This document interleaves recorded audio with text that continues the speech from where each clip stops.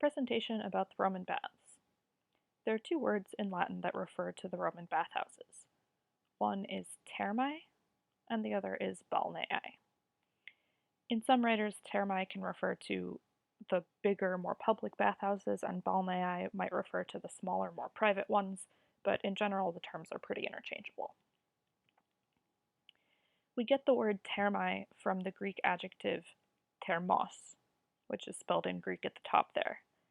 Thermos means hot and gives us English words like thermos, where you keep something hot, or thermometer, which measures how hot something is. Originally, the word thermae came from the natural hot springs, and then over time came to refer to other bathhouses as well. Here we have a diagram, a kind of typical layout of a bathhouse. Obviously, not every bathhouse was laid out in exactly the same way, but this covers most of the basics. We have dressing rooms, we have baths of different temperatures, such as up at the top under the women's dressing room. We also have a warm room, a hot room, a sauna, furnaces to heat those things, some cold rooms, swimming pool, exercise yard, and of course, an actual bathroom, or what we would call a bathroom, the lavatories up at the top.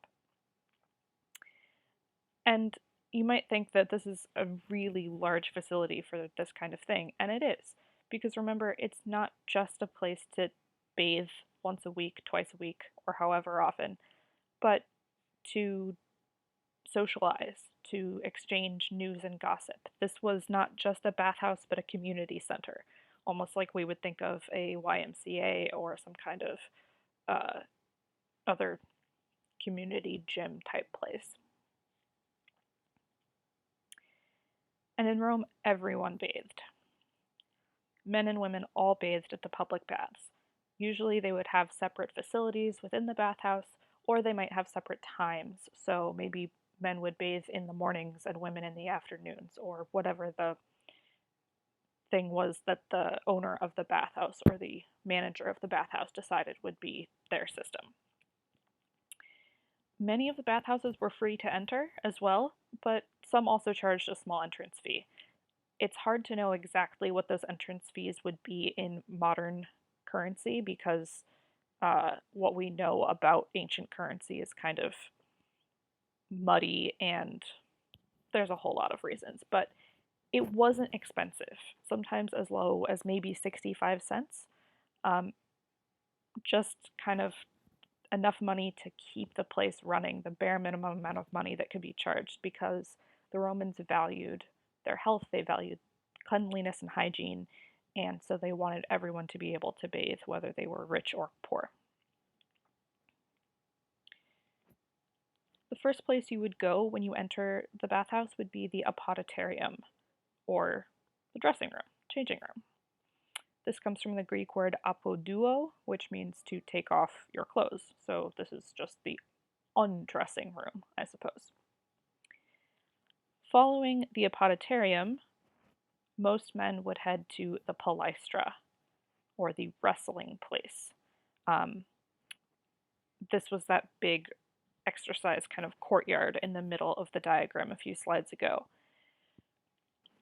It was popular for wrestling as well as other sports, weightlifting, any kind of workout activity. Once you were finished with your workout, you would most likely head to the tepidarium, which is the warm bath. We get the English word tepid from this. Tepid in English means kind of like lukewarm, not any particular noticeable temperature. And it comes from the Latin adjective tepidus, which is warm. You could also go to the caldarium, which is not warm but hot. This would be like a hot tub. Calidus or caldus in some dialects of Latin means hot, and we get words from this like cauldron or scald. It is also related to calorie, so how much energy you need to heat something up, or the Spanish term caliente, hot. And there would also be the frigidarium, or the cold bath, from frigidus, which means cold. So we get frigid in English, refrigerator, keeping something cold. And this would be probably not as cold as an ice bath, but certainly not heated at all. This was meant to really cool you down and feel refreshing.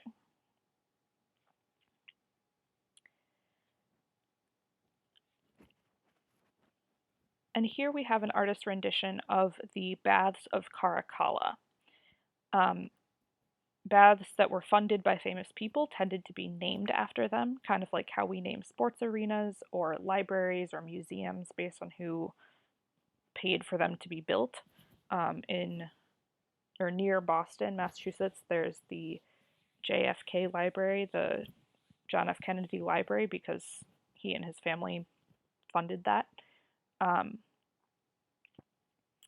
so these were built under the supervision of the Emperor Caracalla, and you can see uh, the main swimming pool here in the middle. There's no roof over that.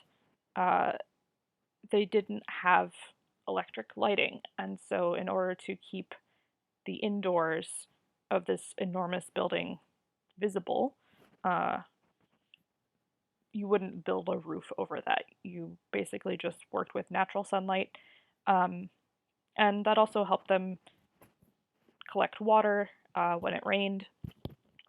You can also see around the outside of the baths there are statues, there are frescoes, there's art. You know, people hung out here for long stretches of time frequently. They wanted it to be nice, they wanted it to be a pleasant place to be. Um, and it was also common to tile the inside of the pool as well as the walkways and the walls. And the inside of the pool tended to be tiled in greens and blues because that makes water look more inviting. Here we have one mosaic that was found at the baths in Aquae Sulis, or modern day Bath in Britain, which shows a hippocampus, which is a mythical creature that is part fish, part horse. Uh, if you've ever read the Percy Jackson books by Rick Riordan, the fish ponies. Um,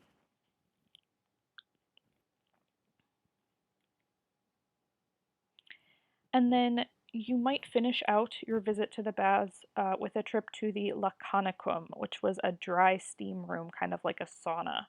So rather than being a hot tub, it was a room that was just full of steam. It would make you sweat, help cleanse your pores. That was the idea. Um, and yes, good for cleansing the skin. And the name Laconicum comes from a group of Greeks called the Lacedaemonoi, who are said to be the first people to use this practice of sweating in order to cleanse their skin. So, how did they get all of this heat? So, there would be a furnace, and over here on the right, you can see someone, probably a slave, feeding feeding wood into the fire in the furnace. And then all of the hot air from that furnace would be pushed inward into the building. And underneath the floors of the different pools, there would be all of this hot air. You can see the pili, or the we call them piles in English if you've ever heard of a pile driver, but these little columns holding up the floor, and between them, there was all of this empty space that hot air could flow through.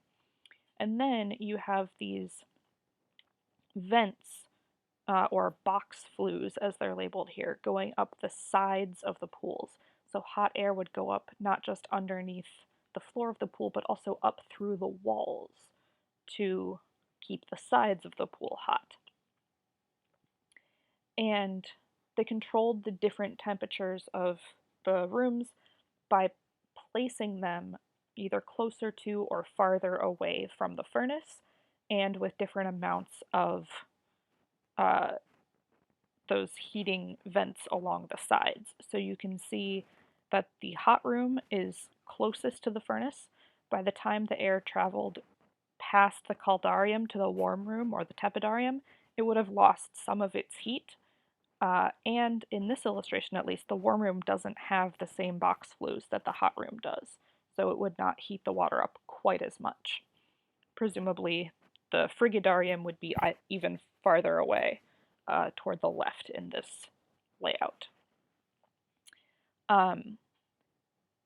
The other kind of sad thing about this is that in ruins of bathhouses, archaeologists have found a lot of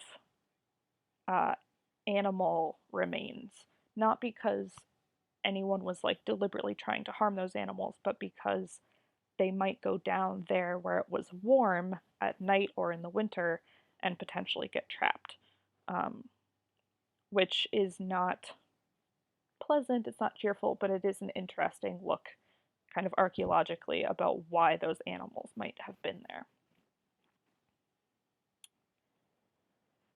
So this heating system is called the hypocaust, which comes from the Greek word hupo or hypo, which means under, and kaustos, which gives us caust, which means burnt. So related to hypo, we might get things like hypothermia when you're relating back to thermi, when you're too cold, your heat, your hotness has gone down, or hypodermic syringe, so a needle that would inject medicine into your arm or like under your skin. And then kaustos, meaning burnt, so we get things like caustic, or the Holocaust was when everything was burnt in a sort of metaphoric but also kind of literal way. And actually, I misspoke before. After the Laconicum, before you went back to redress yourself, the very last place you would probably go is the De Strictarium, or the scraping room. This comes from the Latin verb destringo, which means to scrape off. And in this room, slaves would use strigiles, or strigils in English, to scrape oil, dirt, and sweat off of your skin. The oil might be used for lotion kind of purposes, so like a moisturizer, but also as like a perfume, because remember they didn't have deodorant, and that you've just bathed yourself, you want to smell nice, you might put on this kind of scented oil as like a lotion and a perfume. But as you probably know, oil can also clog up your pores. So you want to smell nice, you want to be moisturized, you don't want to cause yourself extreme amounts of acne. So after being wiped down with this oil, the excess would be scraped off. In this mosaic from another bathhouse, we can see a few different things in this picture. There is the phrase salvum lavisse, and it's missing the word est that you would expect to be there, but it means it is healthy to have bathed, or it is healthy to have washed. And below those words, you can see a pair of sandals. Just like we recommend people now to wear sandals when they're at the pool or in a public bathhouse, to keep your feet clean and also to prevent yourself from slipping on those slick tiles. And then you can see just to the right of the sandals, that kind of spiral, that would be a bottle of oil. And then around the outside of the sandals and the bottle of oil, you see these hooked tools. Those are the strigils. The hook part would fit over the curve of your arm, or you could use the outside of it, I think, if you needed to reach a flatter place. And they were somewhat sharp, not in a way that would injure you, but if you can imagine like the feeling of fingernails gently scratching your skin, or like scraping a credit card or an ID card along your skin. Um, they were just stiff enough to get the extra oil and dirt off of you, but not to really injure you. And that's it. So, um, hope you enjoyed, and thank you for watching.